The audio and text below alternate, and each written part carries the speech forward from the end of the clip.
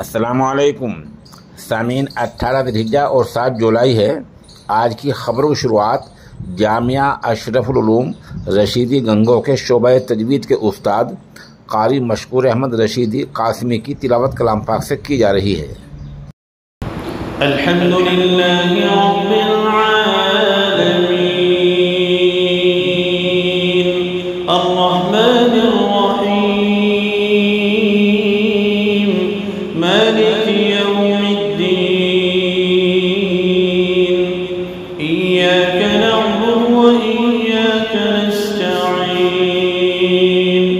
इहदिनस सिरातल मुस्तकीम صراط الذين أنعمت عليهم غير المغضوب عليهم ولا الضالين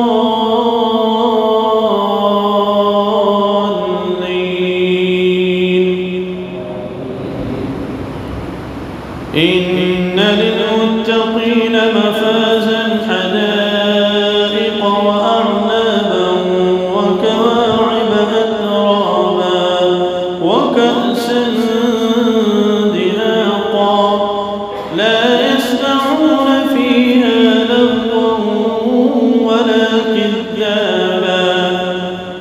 جزاء من ربك عطاء حسابا رب السماوات والأرض وما بينهما الرحمن لا يملكون منه خطابا يوم يقوم الروح والملائكة صفا لا يتكلمون إلا من أذن له الرحمن وقال صوابا ذلك اليوم الحق فمن شاء اتخذ إلى ربه مآبا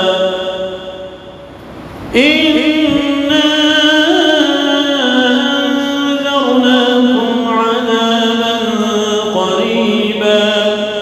يوم ينظر المرء ما قدمت يداه ويقول الكافر يا ليتني كنت ترابا الله أكبر إذا زلزلت الأرض زلزالها وأخرجت الأرض أثقالها وقال الإنسان ما لها يوم